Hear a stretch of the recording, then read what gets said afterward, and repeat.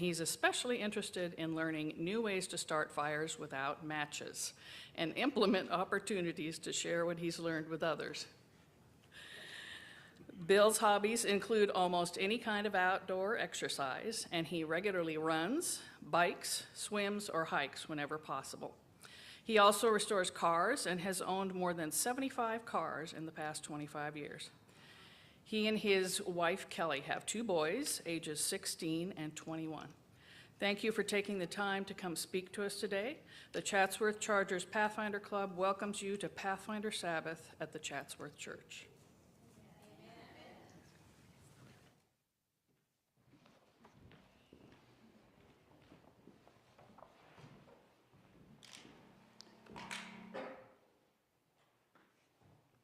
We're going to see if this works. Hey, it works really well, doesn't it?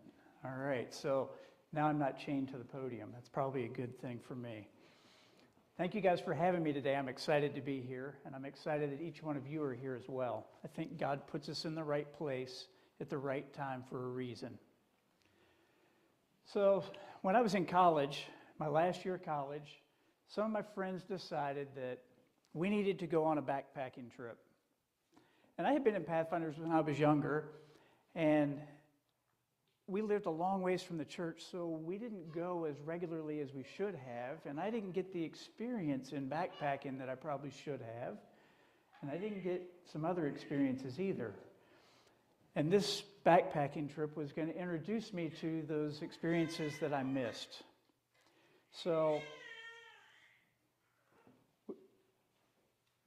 we were in college. None of us had all the equipment that we needed, but a friend of ours, he lived in the community, and he had friends that had stuff. I can hook you up with all the stuff we need if you'll just go with us.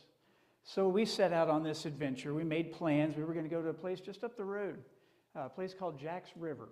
And we were going to camp near the waterfall and spend Saturday playing in the water, hanging out by the waterfall, enjoying our time there. Well, as we're getting all of our stuff together that week, it started raining. And it rained, and it rained. Almost sounds like a Pathfinder event, and it rained some more. And everything was wet. It wasn't just a heavy rain. It was one of those soaking rains where everything out there gets wet. Everything. Well, we got to the trailhead on Friday, knowing that the weather was supposed to break and it was supposed to be nice on Saturday, so we went anyway. We get to the trailhead. It's supposed to be a 3-mile hike. I think it was 17. We hiked and we hiked and we hiked. And before we got to camp, it got dark. And we realized how underprepared we were. It got dark and we started hunting around for the flashlight. Yeah, you heard right, the flashlight. We had one. There were 4 of us, and we had one flashlight. All right, we're college students. We should know better, right? So we finally make it to camp, all 17 miles of it. And we get to camp, and we're cold, and we're wet, and we're hungry. Keep in mind, this is before May because school gets out in May, so it's still pretty cool outside, and it's been raining all the way in. We finally get our campsite. We get our tents set up. We get our gear in the tents, and we made plans to eat hot dogs that night, but we needed a fire. So we needed a fire to start to cook our hot dogs on. So we started collecting wood, and we collected sticks and wood and whatever. And I had my trusty little lighter, and I tried to light the fire. Only everything, like I said, was wet, everything. So my friend Aaron, he was the smart one of the bunch. He had a stove, and he had a bottle. Well, actually, hold on. Before that, I was the smart one in the bunch first. I brought a box of Little Debbie's with me. I wouldn't have packed the same way today as I did then. I had a box of Little Debbie's, okay, the box and all. Now I would take them out, and I would strategically place those in little cubbies that were empty in my backpack, but I had the whole box. So we dumped the Little Debbie's out, pulled the box out, and tried to light it. It got wet on the way in. It wouldn't burn either. So that's when my buddy Aaron, the smart one, hey, I've got a stove. And this is back when stoves used white gas fuel. He said, I'll pour a little of this on the wood, and that'll get our fire going. What Aaron didn't realize was as he poured the fuel onto the fire, there was one little tiny ember on the corner of that cardboard. And as soon as those fumes hit that ember, it just exploded into fire. Aaron's still holding the bottle. It traveled up the stream of fuel into the bottle. He shook the bottle because it scared him. Fuel went all over the front of Aaron. He was instantly on fire from head to toe. And my friend, who's now a firefighter, was probably shouting the best advice of all. Roll, Aaron, roll! He's lit up on fire. Well, we were camped about from here to the wall, about 25 feet, maybe 30 from the stream. I don't know how Aaron went from here to there in one step, but we saw him go into the water, and under the water there was a beautiful orange glow, and then it was dark. We were scrambling around trying to find the flashlight because somewhere Aaron is in the water, and we don't know if he's okay or if he's burned. We're 3 miles from the car, and nobody has a cell phone. College was a long time ago. We didn't have cell phones then. And so we're scrambling around. We finally find the flashlight, and we shine it over there, and here's Aaron standing in the water, and we're shining the light on him. Not a single singe on his clothes, no hair burned on his arms, nothing on his face. I mean, he was on fire. The only thing he had was a tiny little blister on the side of his finger where he was holding the bottle, and the fuel had spilled over onto his finger. So the next day when we got up, we were kind of reminiscing about the night's adventure before, which we gave up, by the way. We ate cold hot dogs that night. The next day we got up, and we were looking at the spot where Aaron went in the water. There wasn't a place big enough between the big rocks for Aaron to get in the water, and the water wasn't deep enough for him to go under the water. But we saw it with our own eyes. He was under that water, and there was a beautiful orange glow under the water. So we decided then that must have been Aaron's guardian angel putting out the fire. I decided then I needed to do something with my abilities to build fires, because what if this had been a survival situation and we just burned one of my best friends? So I decided I was going to have to set out to learn new ways to build fires. And it takes time. You have to practice. You have to try new things, and you fail a lot of times, but I started learning. So I really got my chance to get better at building fires when I got into Pathfinders as a leader. Not only did I have to know how to do it, but I had to know how to do it well enough to teach others how to do it. And you know, being a Pathfinder is no small undertaking, no small commitment. But being a Pathfinder can be one of the coolest adventures of your life. You learn new things about the world that God's created and the amazing ways He's planned the most intricate details in the creation that He's put here for us. And through the things you guys learn in Pathfinders, my hope is that you see how much God cares about every little detail. Everything that happens, He cares about. And He wants to make all things new in your life, as well as the creation that He's brought us here. Well, even though I know that God wants to make all things new in me, sometimes I struggle. And what I mean by that is, you know, I struggle with Bible verses sometimes that promise that God's going to make things new in me. When I pray, create in me a clean heart, O Lord, renew a right spirit in me. Well, it doesn't always happen right away. And I still go back to those same human thoughts and behaviors and the same tendencies that I had before. It takes time and effort to learn to trust Him. It's like any relationship, and that's what God really wants. He wants a relationship with you, and He wants a relationship with me. I heard it said one time, you know, God asks questions for relationship, not because He doesn't know the answer. When He asked Adam and Eve where they were when they were in the garden, He knew where they were. It was about the relationship. Cain and Abel, where's your brother? He already knew. It was about the conversation and the relationship that He still desired to have. So I've learned a lot about fire, and you guys have heard that I like fire, but I'm also a car guy. So I have to talk a little bit about cars. I sort of accidentally started down the path to a new hobby years ago. I grew up in a family, well, my dad was one of 11 kids. And we didn't grow up with a lot of things. We worked hard for what we had. Grew up on a farm, and it was hard work. But I grew up hearing my dad and his brothers talk about the cars that they had when they were younger, when they were in high school, or the cars that their friends had. And I started thinking, I'd like to have some of those cars. And as we're driving down the road, my dad would point one out. Hey, check out that. It's coming at us. And I would turn and look and see what it was and try to guess what type of car it was. Well, as I got older, the desire to have some of these cars grew. And I got my chance after I graduated from college. I bought a 1970 Chevelle Super Sport. It was the coolest car ever until it broke. And then I realized what being a broke recent graduate from college was. And I started to realize that it was much cheaper if I fixed it than if I paid somebody else. So I started asking questions. I started developing some new skills. I started learning some new things. And I got pretty good at fixing my own car. So fast forward a little bit, and my interest in cars turned into a hobby of restoring classic cars. That's probably why I've had so many. But taking a car from a deteriorated hunk of rusty metal and bringing it back to its former beauty, that's something I love to do.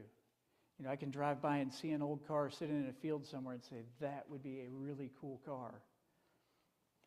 Well, a lot of the cars that I've owned have been worked on before, and most of them have been worked on by somebody who didn't know anything about restoring a car. And it was obvious once I got into it. But it seems like those are the cars that I can afford, and so those are the cars I seem to be attracted to. But to be even more specific, it seems like I've gotten into cars that other people started on. They took it all apart and they realized they're in way over their heads. This is more than I can handle. These cars are commonly known as basket cases. Well, I've brought home more cars in boxes more times than you can imagine. And I remember my wife standing on the steps one night as I backed the trailer into the garage because I'd been gone all day loading this car. And I said, I just want to park it inside. It's going to rain tonight. And she was standing on the steps when I got out of the truck. She's shaking her head. I said, what? Can't you just bring home a whole car? I like to think of it as a 2,000-piece life-size puzzle. Well, I came home from work one day super excited. I'd found this car, and a friend of mine had been working on it for years, and he decided he would sell it to me. I'd been after him for years to sell me this car. And I came home so excited, I asked my wife to go look at it with me, and we'd had a few cars, so she thought, okay, this would be cool, until we got to his house. And in this bay of the garage was the body. It was on a rotisserie, so it could be turned upside down. In this bay of the garage was the frame with the motor and the transmission in it. And up in the attic, there were boxes and boxes of parts and spare parts and extra parts. And she didn't see the same vision that I did, but I think this might have been the introduction to this kind of a sickness I have with cars. She conceded that we should probably buy the car because apparently I saw something in it that she didn't. Well, the point is that I've done a lot of restorations on cars that other people would have considered too far gone. They would have junked them or scrapped them out, cut them up for parts, but I could see the potential in each one of them. It was a process that took a lot of time to complete, and to be honest, I've probably spent more time on some of them than I should have because I didn't want to let go of the vision that I had of bringing it back to its former glory. It took a lot of time to tear some of them down. I take cars down to the bare shell. All the rusted metal comes off, all the worn parts come off, everything goes back. And when they're done, some of them are as good or even better than they were when they were new. And God wants to do the same thing in our lives. He created us, we were perfect. But sin came in and it's changed us. He sees the basket case that maybe we've become, the things that have gone wrong in our lives, the struggles, the fruitless effort we put into our day-to-day work. But he's excited about the potential that's inside each one of us. He doesn't mind the work of restoring us to the glory of the vision he had when he created us. You know, even some of Jesus' disciples, in some respects, they were basket cases, working hard without much success. And I can especially identify with Simon, who we also know as Peter. I love it when you see the light bulb come on in him, that God is working in his heart and mind and leading him into something new. So let's turn in our Bibles to Luke chapter 5, verse 1. We're going to start in verse 1.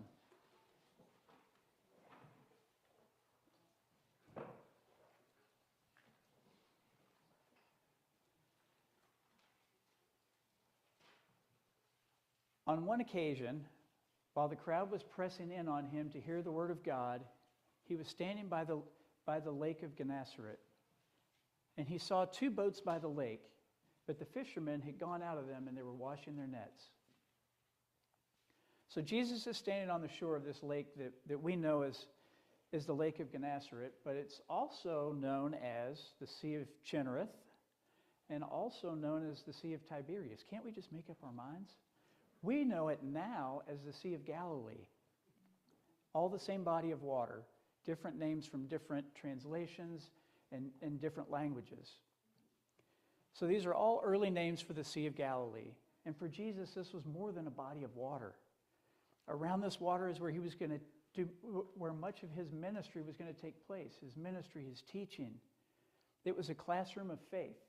It was what the people knew, and for many, it was their livelihood. They went through the storms here. They learned from that, much like we do. The Hebrew translation for the name of this lake is harps, or harp-shaped. And if you look at it on a map, the Sea of Galilee is literally shaped like a harp. And I think it's significant that Jesus is standing next to this harp-shaped body of water, and it would become an instrument in the hands of the master teacher to bring his disciples and those he taught to greater faith. So Jesus is standing on the shore, and he sees two boats. And I think what happens next is kind of funny, and today we'd probably consider it almost illegal what Jesus does.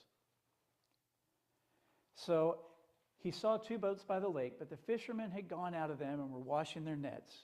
Getting into one of the boats, which was Simon's, he asked him to put out a little from the land. And he sat down and taught the people from the boat. He saw two boats. He had choices. And he got into the one belonging to Simon. And you're looking at me like that's normal. He just got in the boat. There was no discussion, no conversation, no waiver signed, no lease agreement. He got in somebody else's boat. Try that when you leave here today. Go out in the parking lot, get in the nicest car you like, and just sit down. And when they come out and say, "What are you doing?" So, "I saw your Jesus sticker. I thought you were a Christian. I need to borrow it. I didn't think you'd mind." It's probably what Simon felt like a little bit when Jesus got in his boat. I think it's significant that Jesus got into Simon's boat first and then asked for permission. Can you imagine you fished all night? You're tired, you're exhausted, it was a hard night at work and you caught nothing. Your boat is empty. You're looking forward to getting some sleep, and along comes Jesus and gets into your boat. Must have seemed like a little bit of an imposition to Simon, but he did what Jesus said. That reminds me of something else as well. We talk about Jesus asking permission afterwards. Jesus was already there. And then he asked for permission. It's kind of like in Revelation 3, verse 20, where Jesus says, "Behold, I stand at the door and knock. And if anyone hears me and opens the door, I will come in and eat with him and him with me." Jesus is already at the door of our hearts. He's asking permission to come in and make something new from us. I can also imagine Simon was a little bit proud. Hey, he's in my boat. A little bit of pride going on there. He chose my boat. Did you guys see that? He picked mine. But I also bet he listened a little bit closer to what Jesus had to say that day. So Jesus sits down in the boat, the one that belongs to Simon Peter. Why do you think he picked him anyway? Have you ever thought about that? I have, because I can think of a lot of reasons why he wouldn't have picked Simon Peter. He was impulsive. He was a know-it-all. He was violent. You don't cut somebody's ear off if you had a normal upbringing. He did that later on. He also had a filthy mouth. I've heard a lot of people say, well, it was because he was bold. I don't think so.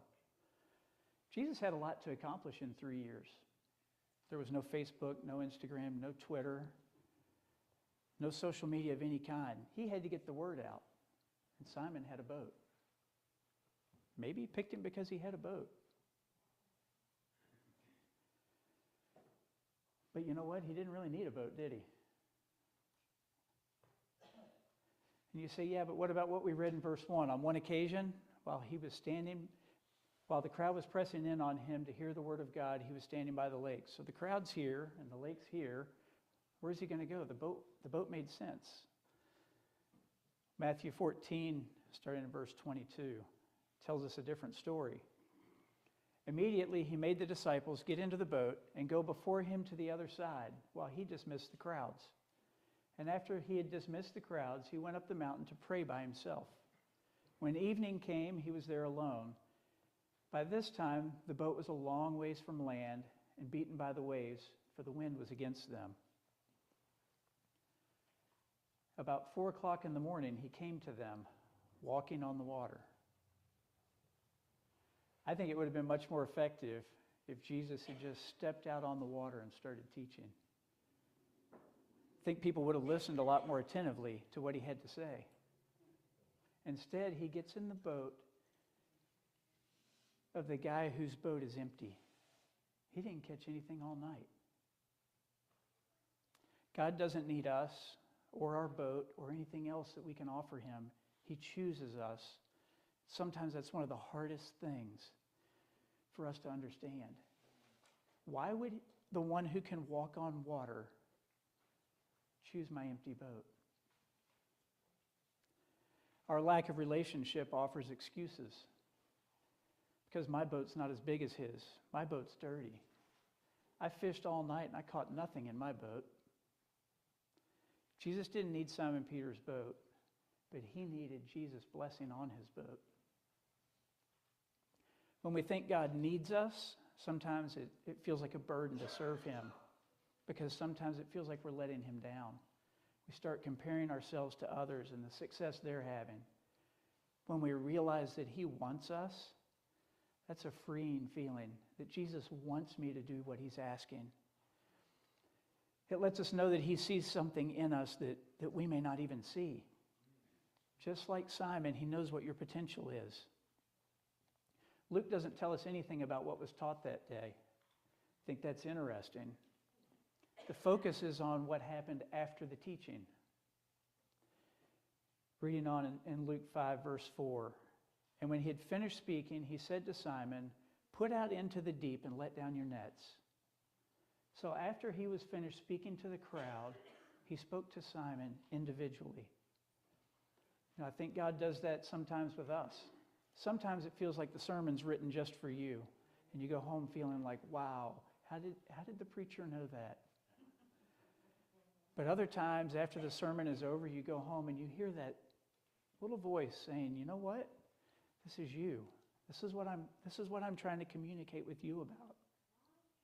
Seems like God's conversation comes to us individually at that point. That's when he calls us to action. That's when he urges us to do something for him. When we're away from the crowd and we're quiet enough to listen and we're sitting in our empty boat, that means there's room for him. And when he had finished speaking, he said to Simon, "Put out into the deep and let down your nets for a catch." I think Simon obviously believes this is going to be a futile attempt. I'm the fisherman after all, I know. But Simon answered him, and I can almost hear a teenage disciple kind of sarcastic, response in his voice. Master, we've toiled all night and took nothing. And I can hear the sigh. But at your word, I'll put down the nets. Can you hear him? I mean, I can just picture that happening. I've had plenty of Pathfinders that when you ask them to do something, it's like, really? We've already tried this and it didn't work. And now you're asking us to do it again? We've toiled all night and caught nothing. Nevertheless, at your word, I will let down the net. Peter could have come up with any number of excuses. I worked all night and I'm tired. I know more about fishing than a carpenter does. The best fishing is at night, not during the day. We already washed our nets. At your word, I will let down the net. This was Peter's greatest statement of faith. His greatest statement of faith and trust in Jesus' word. God's people throughout all ages have lived and gone forward with this confidence in the word of Jesus. At your word, there was light. At your word, the sun, the moon, the stars, and the planets were all created. At your word, life came to this earth. At your word, creation is sustained. At your word, empires rise and fall, and history unfolds his great plan. At your word, all things will be made new.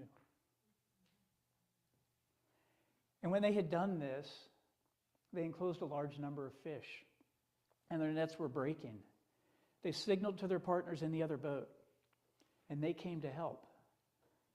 And they came and filled both the boats so that they began to sink. And it's interesting, there's no blessing until they were obedient. They were reluctant to do what he asked, but they were also obedient. And when they put out their nets, they caught a large number of fish. So many fish, they had to signal the other boat. So many fish, they were both sinking. You know, I think God likes unlikely conditions to perform great miracles. I'm just pointing out a pattern. If you read through your Bible, you'll see it over and over. It's often at the place of your greatest frustration that God chooses to reveal his glory. Simon had given up. His nets were washed, they were mended, they were put away. It had been a long night, he was tired, and he was ready to go to bed. He'd just try another day. So many times it's when we're at our lowest point that God chooses to perform a miracle. He chooses the lowest times in our lives to bless us. And when we've gotten to that lowest point, then there's no doubt where that blessing comes from. And that's when the miracle happens.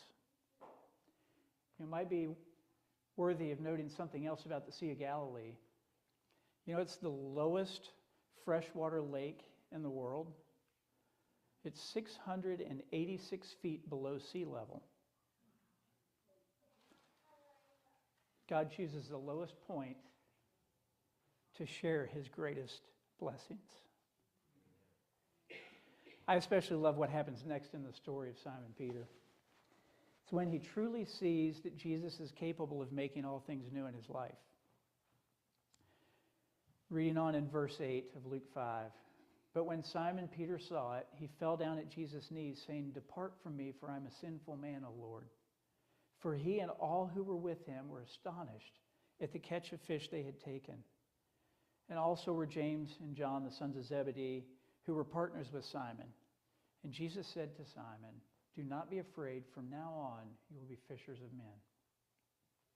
Simon's caught by surprise in the midst of his ordinary daily grind. And in fact, after a particularly long, lousy night at work, he's encountered by the one who changes everything. Simon didn't celebrate when he had this huge catch of fish. He was scared. When he saw those fish, he was scared. He wasn't scared of a battle. It's interesting, he was scared of a blessing. Jesus had to be thinking, you don't think I knew before I got in your boat? If Jesus could see the fish that were under that boat, he could see the Simon that was in the boat. He knew what he was like. Simon wasn't scared of his success with the fish. He was scared of his brokenness. He knew what was inside him. God knows what's inside each one of us too, and he knows what he wants to do in each one of us. All we have to do is ask, God, what do you want to make new in me? And then we have to be still enough and quiet enough to listen and make sure that there's room in our boat for him. Jesus responded to Simon by saying, do not be afraid. From now on, you will be catching people. Jesus called Simon and his partners to a new vocation, something totally new in their lives, because they chose to listen to his word. Maybe you felt like you fished all day or all night or all day and all night, and your boat's still empty. That's good. That means there's room in your boat for Jesus. In verse 11 it says, and when they brought their boats to land, they left everything and followed him. The biggest catch of their fishing careers. They left the boats, they left the nets, they left the fish, and they followed Jesus. Because none of that was important as what it showed them about Jesus. And I think this text offers rich possibilities for reflecting on God's call for ordinary people. Simon and his partners were just simple fishermen. And they were just simply doing what they did every day. They're minding their own business, cleaning their nets after a long, particularly lousy night at work. When Jesus comes along, enters their lives and changes everything because they were willing to listen and to obey his words. I've done a lot of backpacking since that trip in college. And on one of those trips, I even got the opportunity to redeem my fire starting skills. We went backpacking to a place called Wiggs Meadow in January. It's up on top of a mountain above 4,000 feet. And we knew it was going to be a cold weekend, but maybe not quite as cold as it was. When we left the vehicles to start the hike, it was snowing. Well, it snowed while we were driving there too. That made the trip even more fun. By the time we got to our campsite, we had 8 to 12 inches of snow.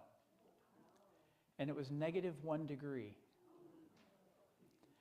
Well, we were all cold and hungry by the time we got there, but it was hard to think about preparing food because we were so cold. So I decided, we need a fire.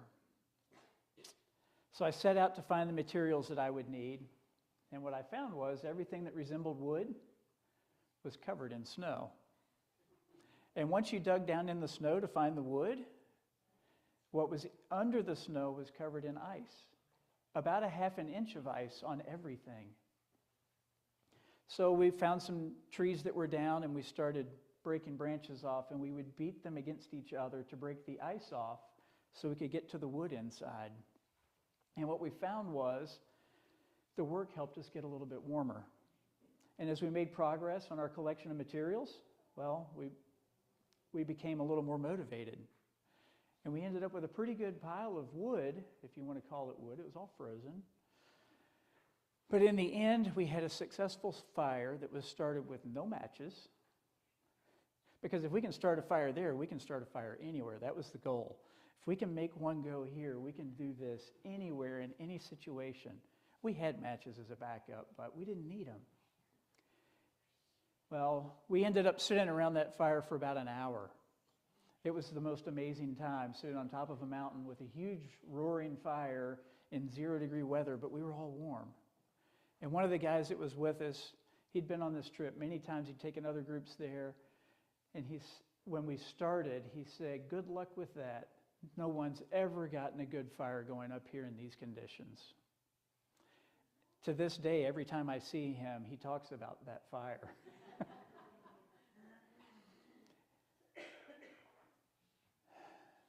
So setting in my mind that I wanted to do something new, learning new ways to start fires, to be successful at it, made a difference for me.